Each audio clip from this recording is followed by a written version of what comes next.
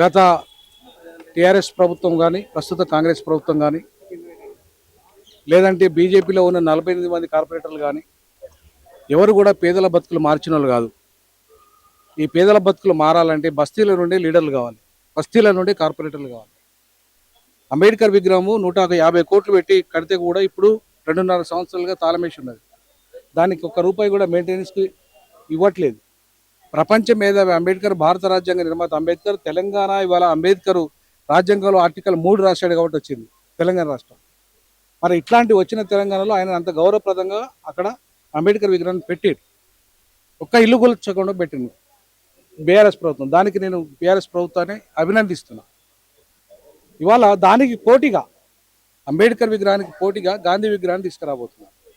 మరి ఇక్కడ ఒక్క పేదల ఇల్లు కూలలే. మరి ఇవాళ ఇప్పటికే లక్ష మందికి పైగా నిర్వాసితులు అవుతున్నారు.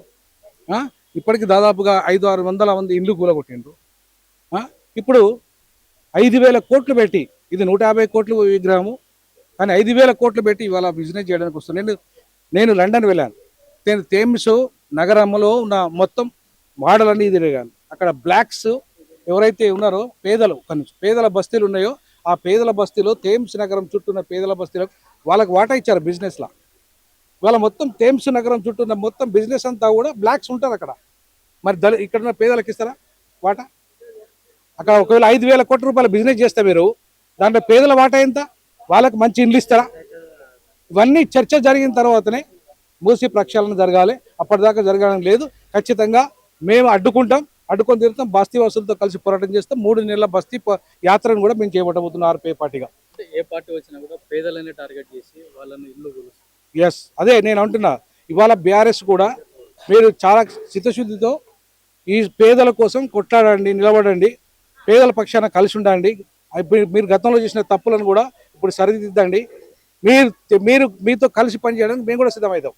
ఎవరైతే బీఆర్ఎస్ పార్టీ 125 అడుగుల విగ్రహం బాబాసాహెబ్ అంబేద్కర్ని పెట్టి ఇవాళ ఆయన పెద్దగా గౌరవించిందో, ఆయనకు పోటీగా పెడుతున్న గాంధీ ఈ దళిత ద్రోహి గాంధీ, బీసీ ద్రోహి గాంధీ, ఎస్టీ ద్రోహి గాంధీ, మైనార్టీ ద్రోహి గాంధీ, ఇవాళ మహిళల ద్రోహి గాంధీ, అట్లాంటి గాంధీని తీసుకొచ్చి మళ్ళీ మా మీద రుద్దాలని, మమ్మల్ని బానిసలు చేయాలని ఈ రేవంత్ రెడ్డి చూస్తున్నాడు. ఖచ్చితంగా రేవంత్ రెడ్డికి రానున్న రోజుల్లో పేదల యొక్క ఓటు శక్తి ఏందో, పేదలు తిరుగుబాటు చేస్తే ఏమవుతాడో, కాంగ్రెస్ ఎట్లా భూస్థాపితమైందో చూపిస్తాం. తప్పకుండా ప్రతిపక్ష పార్టీలను కూడా ఈ విషయంలో కలిసి రావాలి. ముఖ్యంగా బీఆర్ఎస్ కేసీఆర్ గారు పేదల పక్షాన్ని నిలబడాలని ఈ సందర్భంగా ఆర్పీఐ పార్టీగా నేను డిమాండ్ చేస్తాను. కేవలం గాంధీ కుటుంబం లబ్ధి పొందడం ఖచ్చితంగా. ఎందుకంటే ఆ మొత్తం అదానీ అంబానీలు ఇండైరెక్ట్ గా ప్రియాంక గాంధీ ఈ ప్రాజెక్టు మొత్తం వెనుక ఉందంతా ప్రియాంక గాంధీ. ఈ మొత్తం వీళ్ళంతా బిజినెస్ చేసి కోట్లు, లక్షల కోట్లు, వేల కోట్లు సంపాదించుకోవడానికి పేదలు ఎంతమంది ఇల్లు కూల్చినా పర్లేదు, పేదల బతుకులు ఎంత ఆగమైన పర్లేదు, నాశనమైన పర్లేదు. ఇవాళ పేదల బతుకులు కూల్చే ఏ గాంధీ విగ్రహం కానీ, ఈవెన్ గాంధీ మనవడు వద్దన్నాడు. గాంధీ మనవడు పేదల బతుకులను కూల్చే విగ్రహాలు వద్దన్నాడు. గాంధీ సిద్ధాంతానికి విరుద్ధం అన్నాడు. మరి అట్లాంటి విరుద్ధమైన పనులు రేవంత్ రెడ్డి ఎట్లా చేస్తాడు? రాహుల్ ఎట్లా అంగీకరిస్తాడు? అంటే బిజినెస్ కోసం, వాళ్ళ యొక్క సంపాదన కోసం చేస్తున్నారు. కాబట్టి ఆ కుట్రలను ప్రజల ముందు మేము పెడతాం, తప్పకుండా ప్రశ్నిస్తాం. అన్ని ప్రతిపక్ష పార్టీలతో కలిసి ఈ పోరాటంలో మా వంతుగా ఆర్పీఐ పార్టీగా మేము కృషి చేస్తాం. తప్పకుండా పేదల నుండి మేము మేయర్ను తీసుకొస్తాం. మా లక్ష్యం ఈ మేయర్ను జిహెచ్ఎంసీ మేయర్గా ఇదే బస్తీవాసుల నుండి చేయడమే ఆర్పీఐ పార్టీ లక్ష్యం. అప్పుడే సమస్యలకు పరిష్కారం. మీరు బీఆర్ఎస్ పార్టీకి మద్దతు తెలిపారు కదా? బీఆర్ఎస్ పార్టీకి మద్దతు తెలిపలే. కేసీఆర్ గారు 125 అడుగుల విగ్రహానికి మద్దతు తెలిపినాం, పార్టీకి కాదు. ఆయన 125 అడుగుల విగ్రహం పెట్టి ఒక్క ఇల్లు కూలగొట్టలే, అవునా? మరి ఈయన ఎట్లా కూలగొడతాడు ఇల్లు? ఆయన స్థలాలు లేవా? ఎక్కడ గాంధీ విగ్రహం పెట్టడానికి ఇంకెక్కడ స్థలాలు లేవా? ఇల్లు కూల్చేనే ఆనే పెట్టాలన్నా? అది సమాధుల గడ్డ. ఇప్పుడు పెడతా అన్న ప్లేస్ లో సమాధుల గడ్డ అది. ఇప్పుడు ఆ సమాధుల గడ్డలో గాంధీ బొమ్మలు పెట్టాలా? గాంధీ మనవడే వద్దంటుండే కదా. వద్దు, మా ప్రజల యొక్క ఇల్లు కూల్చి వాళ్ళ జీవితాలు ఆగం చేసి మా తాత విగ్రహం పెట్టద్దు, మా తాత సిద్ధాంతాలు. గాంధీ విగ్రహం పెడతామని ఇప్పటి వరకు ఎటువంటి జీవో విడుదల చేయండి, వీళ్ళు ఎట్లా మాట్లాడుతున్నారని చెప్పేసి అంటున్నారు కదా. ఎవరన్నారు ఆ మాట? గాంధీ విగ్రహం, గాంధీ సరోవర్ అని ప్రాజెక్ట్ కే అనుమతులు తీసుకొచ్చుకున్నాడు ఆయన రేవంత్ రెడ్డి గారు. డిపిఆర్ కు అనుమతులు వచ్చినాయి అంటే డిపిఆర్ కు అనుమతుల కోసం కేంద్ర ప్రభుత్వానికి లేఖ రాశాడు ఆయన ఇక్కడ. కాబట్టి గాంధీ సరోవర్ అనే ప్రాజెక్టే పెద్ద 5,000 కోట్ల రూపాయల ప్రాజెక్ట్ అని చెప్పి ప్రకటించింది ఆయన. మరి కాదని ఎవరంటారు దాన్ని? ఇవాళ గాంధీ సరోవర్ అనేది అవసరం లేని విషయం. గాంధీ ఘాట్ ఉన్నది కదా, మళ్ళీ గాంధీ సరోవర్ ఎందుకు? ఒకవేళ బొమ్మ పెడుతున్నావు ఆనే పెట్టు, అదే గాంధీ ఘాట్లో పెట్టు. ఇంకా మళ్ళీ ఎందుకు ఇక్కడికి వస్తున్నావు? ఈ ప్రాంతానికి ఎందుకు వస్తున్నావు?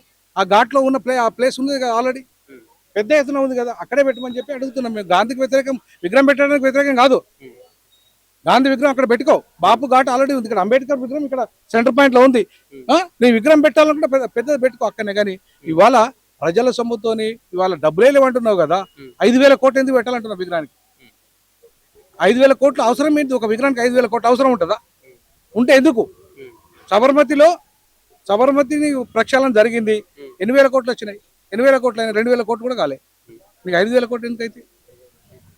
సో కాబట్టి ఖచ్చితంగా ఇదంతా కూడా శుద్ధి కార్యక్రమం చేయండి. శుద్ధి కార్యక్రమం చేయడం తప్పు కాదు. కాలుష్య నివారణ చేయండి, తప్పు కాదు. మూసి జీవనదిగా మార్చండి, తప్పు కాదు. ఆ జీవన చుట్టూ ప్రజలను కూడా బతకనియండి, పేదలను కూడా బతకనియండి. వాళ్ళ జీవితాలను నాగం చేసేసి నువ్వు జీవనది కట్టి మొత్తం పెద్ద పెద్ద ఆకాశ హార్మాన్లు ఎక్కడ ఇస్తావు? ఇందిరమ్మ ఇల్లు ఊరు అవతలు ఇస్తావు, వాళ్ళు అక్కడ పని చేసుకొని బతారా చుట్టుపక్కల. ఇవాళ థేమ్స్ నగరంలో అక్కడే ఇచ్చిరు వాళ్ళకి బిజినెస్. ఎక్కడ?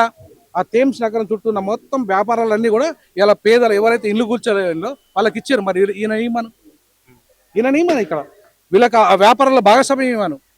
అక్కడ ఏదైతే ఒక 25% వ్యాపారాలు వీళ్ళకి ఇవ్వమని పేదలకు. అక్కడే ఆ కాంప్లెక్స్ లలో వీళ్ళకి కూడా ఒక 10% ఇండ్లు ఇవ్వమని, 10% ఇండ్లు ఇవ్వమని. 90% ధనవంతులకు ఇండ్లు, 10% పేదలకు ఇండ్లు. అక్కడే ఆ ఏరియాలో బతారు కదా వాళ్ళు, ఆ బిజినెస్ లో భాగస్వామ్యం అవుతారు. వాళ్ళ బతులు ఆగం కాకుండా ఉంటాయి కదా. మనం ఎందుకు చేస్తలేను? ఒక్క సంపన్నుల కోసమే ఎందుకు ఆలోచిస్తున్నావు? కాబట్టి ఇవాళ ప్రజాపాలన కాదు, ఇది దగా పాలన. ఇది పేదల మొత్తం బుల్డోజర్, పేదల బతుకుల మీద బుల్డోజర్ పాలన. ఈ పాలన అంతం చేసేదాకా ప్రజల పక్షాన కొట్లాడతాం. ఖచ్చితంగా ప్రతిపక్ష పార్టీలు అన్నింటినీ కూడా, ముఖ్యంగా బీఆర్ఎస్ పార్టీని నేను రిక్వెస్ట్ చేస్తా ఉన్నాను. ఒక పెద్ద మేజర్ ప్రతిపక్ష పార్టీ అది. ఆ పార్టీ దీనిలో సీరియస్ గా కీలక భూమిక పోషించి పేదల పక్షాన నిలబడి కొట్లాడితే మేము కూడా పేదల పక్షాన కొట్లాడడానికి సిద్ధమవుతాం.